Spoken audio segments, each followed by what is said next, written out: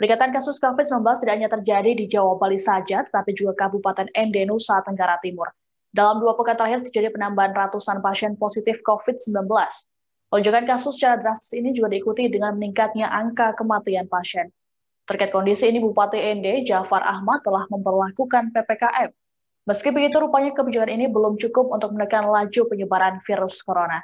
Selain memperlakukan PPKM, Pemkab Ende juga menambah 1 tempat karantina di Stadion Marilonga. Terkait dengan informasi ini, sudah ada jurnalis poskupang.com Oris Goti yang akan melaporkannya untuk Anda. Halo, selamat sore Oris.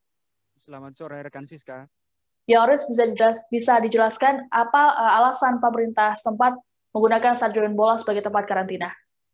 Ya, stadion sepak bola yang dijadikan tempat isolasi terpusat tersebut namanya Stadion Marilonga.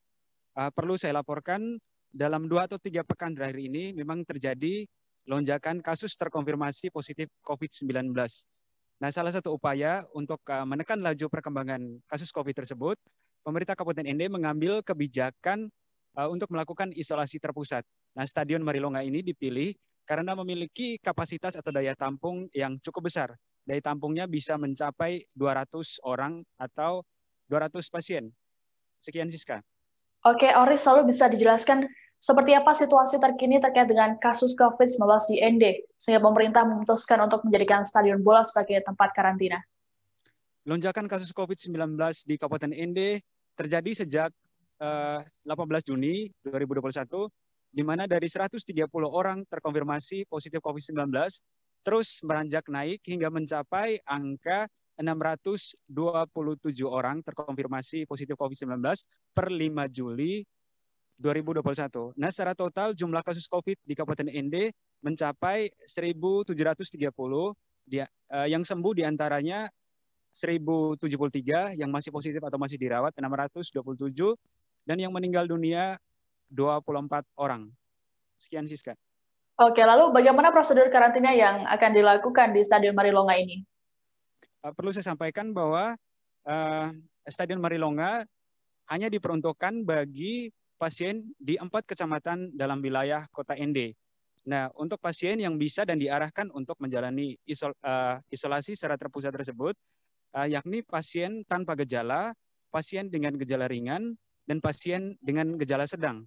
Dan dinilai oleh petugas kesehatan bahwa mereka tidak layak untuk menjalani isolasi di rumah. Contohnya, pasien yang di rumahnya tinggal bersama dengan banyak anggota keluarga, sementara fasilitas seperti toilet atau kamar mandi ketersediaannya cuma satu unit, dan fasilitas lainnya kurang mendukung dan sistem pengawasannya lemah, maka akan diarahkan untuk menjalani isolasi secara terpusat di Stadion Marilonga.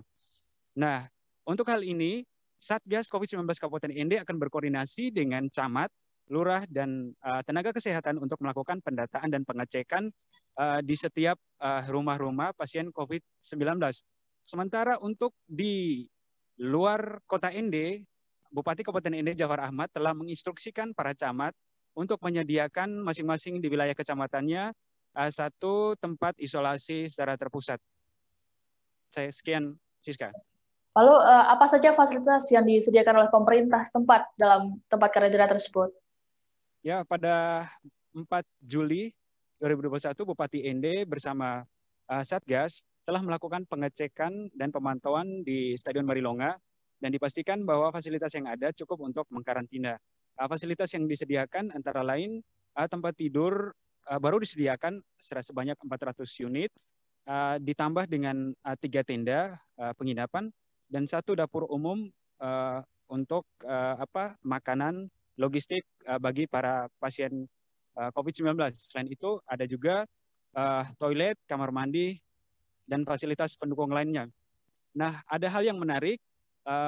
Tadi dalam jumpa pers dengan juru bicara Satgas COVID-19 Kabupaten Ende, Dr. Aris Dewi Lestari menyebutkan bahwa ada penambahan fasilitas untuk hiburan seperti televisi, lalu direncanakan akan diadakan setiap hari olahraga secara rutin bagi para pasien COVID-19. Dr. Aris menegaskan bahwa selama menjalani masa isolasi, para pasien harus dalam kondisi yang senang, tidak merasa tertekan dengan kondisi yang ada. Fasilitas lain yang ditambahkan nantinya rencana akan ditambahkan WiFi agar para pasien bisa mengikuti berbagai perkembangan lewat internet. Dan saat ini perlu saya laporkan bahwa ada 11 orang yang saat ini sedang menjalani isolasi terpusat di Stadion Marilonga. 9 diantaranya merupakan tahanan pihak Kejaksaan Negeri ND dan tahanan Polres ND. Nah, untuk para tahanan ini diperlakukan tempatnya secara khusus, di mana di bagian jendela dalam ruangan itu ditambah dengan tali besi untuk pengamanan sehingga para tahanan ini tidak lari atau kabur. Sementara 2 pasien lainnya merupakan pelaku perjalanan yang sebelumnya terkonfirmasi positif COVID-19. Baik, lalu terkait dengan meningkatnya kasus COVID-19 yang signifikan di ND, seperti apa imbauan pemerintah dan juga bagaimana tanggapan masyarakat setempat? Ya, dalam 2 pekan terakhir ini gencar dilakukan berbagai razia masker, lalu edukasi, sosialisasi kepada masyarakat. Juga dilakukan penertiban pembatasan jam malam, di mana aktivitas warga hanya dibatasi sampai pukul 9 malam.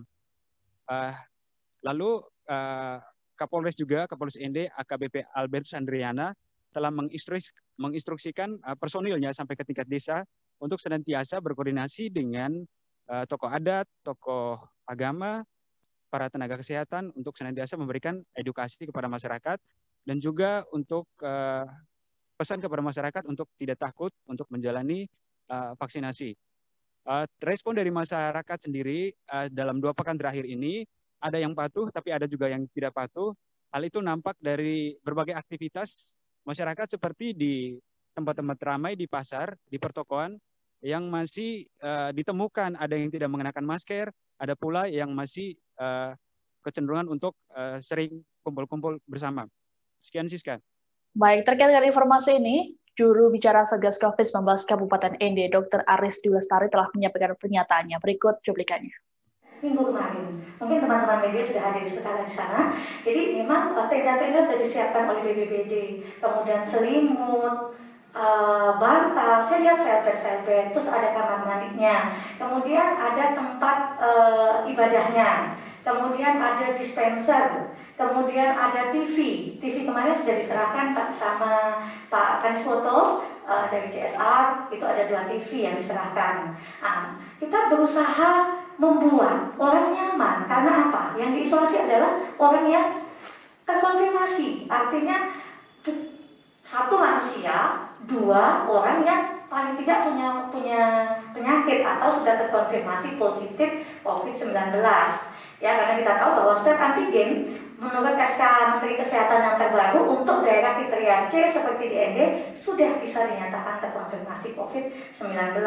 Jadi itu kemudian kemarin juga tapi kita ada 2 kali rapat di Rucal yang dihadiri oleh Bapak Kapolres, Bapak Dandim, dipimpin langsung oleh Bapak Kapolres, Bapak Dandim, Bapak Bupati dengan seluruh OPD untuk membicarakan eskalasi.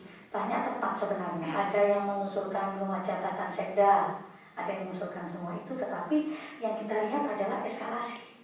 Eskalasinya begitu dahsyat. Apakah cukup? Jadi maksud kita supaya terpusat, supaya kita bisa